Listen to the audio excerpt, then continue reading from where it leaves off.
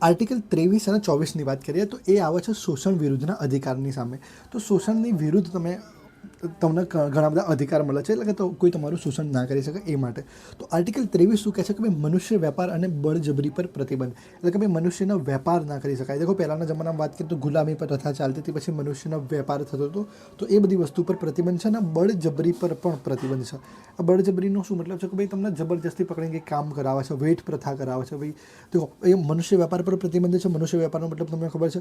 વેઠનો મતલબ છે કે ભાઈ કોઈ વ્યક્તિના ભાઈ દિવસમાં ભાઈ તમે 12 કલાક કામ કરો છો ને એને પૈસા બી નહીં આપતા, બરાબર, 2 ટાઈમનું સરખું ખાવાનું નથી આપતા, તો એને કહેવાય વેઠ પ્રથા. તમે ભાઈ બંધુઆ મજદૂર સાંભળ્યું હશે તો એ ટાઈપની વેઠ પ્રથા કહેવાય. પછી બળજબરીપૂર્વક તમે મજદૂરી કરાવો છો, એ દરેક વસ્તુ તમે ના કરાવી શકો. અને પણ જો ભારત દેશને જરૂર પડે તો ભારત દેશ એને અમુક ટાઈમે કેવું હોય કે ભાઈ દેશ જોડે પૈસા નથી અને દેશ ઉપર કોઈ હમલો કરી દીધો, જેમ કે ભાઈ ભારત જોડે તારે કદાચ માન લો પૈસા નથી અને પાકિસ્તાને એકદમથી એની પર હમલો કરી દીધો, તો આર્મીવાળા એમ ના કે ભાઈ દેશ જોડે પૈસા નથી તો અમને સેલેરી નહીં આપે, તો ભાઈ અમે દેશની રક્ષા નહીં કરીએ, તો એવું ના કહી શકાય. એવા ટાઈમે ભાઈ સરકાર કે દેશ ફરજિયાત એવી સેવાઓ બહાર પાડી શકે કે ભાઈ દેખો તમારે કામ કરવું જ પડશે ને પાછળ જાણે ભાઈ ભલે સરકાર પૈસા આપતી ના આપતી એ અલગ વસ્તુ છે. જ્યારે દેશનું વાત આવશે તો શું કહેવાય કે ભાઈ તમને આ વેઠ પ્રથા બધી વસ્તુ વેલિડ ગણાશે. પણ નોર્મલ વાત કરીએ તો ભાઈ મનુષ્ય વેપાર નહીં ચાલે, વેઠ પ્રથા નહીં ચાલે, બળજબરીપૂર્વક કરવામાં આવતી મજદૂરી નહીં ચાલે, ગુલામી પ્રથા નહીં ચાલે. પછી વાત કરીએ આર્ટિકલ 24ની. આર્ટિકલ 24 શું કહે છે કે ભાઈ કારખાનાઓમાં બાળકોને કામે નહીં રાખવા. એટલે ભાઈ અહીંયા હઝાર્ડસની વાત છે ને કારખાનાની વાત છે. આપણે જે ભોપાલ ગેસ કેસ ભણ્યા હતા, બરાબર, તો એમાં પણ શું હતું કે ભાઈ એવી જે જગ્યા છે કે ભાઈ જ્યાં હાનિકારક પદાર્થો કેમિકલોનો ઉપયોગ થાય છે, તો એવી જગ્યાએ અને કારખાનાઓમાં જે 14 વર્ષથી નાના બાળકો છે એ લોકોના માટે શું કે ભાઈ એવા બાળકોને ત્યાં નહીં રાખવા કામ માટે. ખાલી 2 જ વસ્તુની વાત કરે છે, દરેક કામ માટે નહીં, કારખાનાઓ માટે અને જે હઝાર્ડસવાળું હતું, જે ભોપાલ ગેસ લીકવાળું હતું, એ ટાઈપની જગ્યાએ આ 14 વર્ષથી નાના બાળકોને કામે નહીં રાખવાના. હવે વાત કરીએ ધર્મની સ્વતંત્રતાની. ધર્મની સ્વતંત્રતા બહુ મહત્ત્વની છે, એટલે આ સ્વતંત્રતાને તમે થોડુંક ધ્યાનથી સમજો. તો આપણે આની પહેલાં પણ ધાર્મિક સ્વતંત્રતાની વાત કરી હતી. એ શું કીધું હતું? આપણે આમુખની વાત કરીએ તો આપણે આમુખમાં કીધું હતું કે ભાઈ ધાર્મિક સ્વતંત્રતામાં આપણે કીધું હતું કે ભાઈ ભારત ધાર્મિક નથી, ભારત અધાર્મિક નથી, ભારત નાસ્તિક પણ નથી, ભારત ધર્મ વિરોધી પણ નથી, ભારત તટસ્થ છે.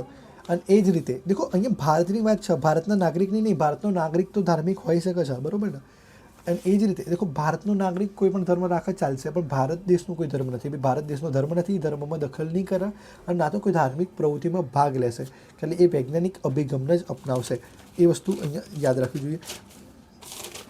હવે જ્યારે આપણે આર્ટિકલ 25ની વાત કરીએ છીએ તો આર્ટિકલ 25 શું કહે છે કે તમે અંતઃકરણથી કોઈ પણ ધર્મને ફોલો કરી શકો છો, કોઈ પણ ધર્મને માની શકો છો. તમે કોઈ ધર્મને માનશો પછી શું કરશો? એનો પાડશો અને એનો પ્રચાર કરશો.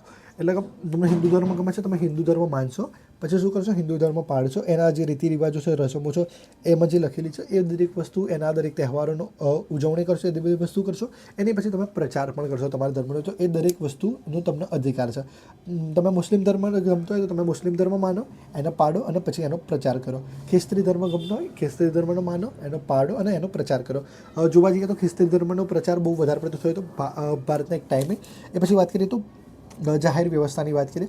જાહેર વ્યવસ્થા, હવે તમે ધર્મ માનો છો, પાળો છો કાં તો પ્રચાર કરો છો, તો એ ટાઈમે તમારે એ ધ્યાન રાખવું પડશે કે ભાઈ તમે જાહેર વ્યવસ્થા અને નીતિના કોઈ પણ શું કહેવાય કે એના પબ્લિક સ્વાસ્થ્યને કોઈ અડચણ ના થાય એ રીતે તમારે ધર્મ માનવાનો, પાડવાનો, પ્રચાર કરવાનો અધિકાર છે. એટલે ભાઈ તમે ચલો આપણે રથયાત્રાની વાત કરીએ તો રથયાત્રા દેખો આમ જોવા જઈએ તો ભાઈ રથયાત્રા તમે કરો છો તો શું થાય કે ભાઈ આપણે કેટલા ટાઈમ બંધ રાખીએ રથયાત્રામાં, જે રસ્તાઓ છે બધી વસ્તુ. હવે માનો કે ભાઈ દિલ્હી રથયાત્રા કરો છો, બરાબર, તો દિલ્હી રસ્તો બંધ રાખાય તો એ શું થયું કે ભાઈ જાહેર વ્યવસ્થાને નુકસાન કરે છે. કાં તો પછી તમે કોઈક એવી વસ્તુ કરો છો કે જે જાહેર સ્વાસ્થ્યને નુકસાન કરે છે, તો એ બધી વસ્તુ નહીં ચાલે. તમે કોઈ ધર્મને માનવાનો, પાડવાનો, પ્રચાર કરવાનો તમને કમ્પ્લીટ અધિકાર છે, પણ ખાલી આટલી વસ્તુ ધ્યાનમાં રાખવી. એ પછી ક્લોઝ 2 શું કહે છે કે ભાઈ સામાજિક કલ્યાણ માટે રાજ્ય કાયદાઓ બનાવી શકે છે. એટલે રાજ્યની મરજી, રાજ્ય શું ભાઈ કાયદાઓ પણ બનાવી શકે છે સામાજિક કલ્યાણ માટે. અને ધાર્મિક શું કહેવાય, ધાર્મિક આચારસંહિતા સાથે સંકળાયેલ આર્થિક, નાણાકીય, રાજકીય અથવા અન્ય ધર્મેતર પ્રવૃત્તિનું નિયમન અને નિયંત્રણ રાજ્ય કરી શકે છે. પછી ધાર્મિક બાબતોનું વહીવટ કરવાનું સ્વતંત્રતા, તો ધાર્મિક બાબતોમાં વહીવટ તમે કરી શકો છો. જેમ કે ભાઈ તમે મંદિર રાખ્યું તો મંદિરનો વહીવટ તમે ચલાવશો, પછી મંદિરની દાનપેટી તમે તમારા કંટ્રોલમાં રહેશે, તો એવો વહીવટ કરવાની તમારી જોડે સ્વતંત્રતા છે. તો ધાર્મિક સંસ્થાઓ સ્થાપવાનો, એનો નિભાવવાનો, પછી ધાર્મિક બાબતોમાં વહીવટ કરવાનો, પછી સ્થાવર અને જંગલ મિલકતની માલિકી અને તેના સંપાદનો, એટલે કે તમારી મિલકતની તમારી માલિકી હશે એ માલિકીને તમે ટ્રાન્સફર પણ કરી શકો છો, બરાબર. એ રીતે એવી મિલકતનો વહીવટ કરવાનો અધિકાર છે. દેખો એ રીતે માનો કે ભાઈ મંદિરને તમે સ્થાપી લીધું, પછી મંદિરનો તમે કમ્પ્લીટલી વહીવટ કરો છો, મંદિર તમે વેચી શકો છો, અને એ દરેક વસ્તુનો વહીવટ કરવાનો તમારી જોડે અધિકાર છે. પછી વાત કરીએ આર્ટિકલ 27 શું કહે છે કે ભાઈ ધાર્મિક કાર્ય ટેક્સ ફ્રી છે. એટલે કે ભાઈ જેટલા બી ધાર્મિક કાર્યો છે જો જેનાથી કોઈ ધર્મની વિશેષ ધર્મની અભિવૃદ્ધિ થાય છે તો એ ટેક્સ ફ્રી છે. દેખો ટેક્સ અને ફી આ બંને અલગ અલગ વસ્તુ છે. ટેક્સ અલગ વસ્તુ છે, અને દેખો તમે કોઈ જગ્યાએ જાઓ ને તમારી જોડે કોઈ પૈસા માગતા હોય તો એ ફીસ અલગ છે અને ટેક્સ અલગ છે, એ વસ્તુ યાદ રાખજો. પછી આર્ટિકલ 28 શું કહે છે, આ થોડુંક ઇન્ટરેસ્ટિંગ છે કે ભાઈ એમ કહે છે કે ભાઈ પ્રાર્થનામાં તમારી હાજરી ના આપવી એ પણ તમારો અધિકાર છે.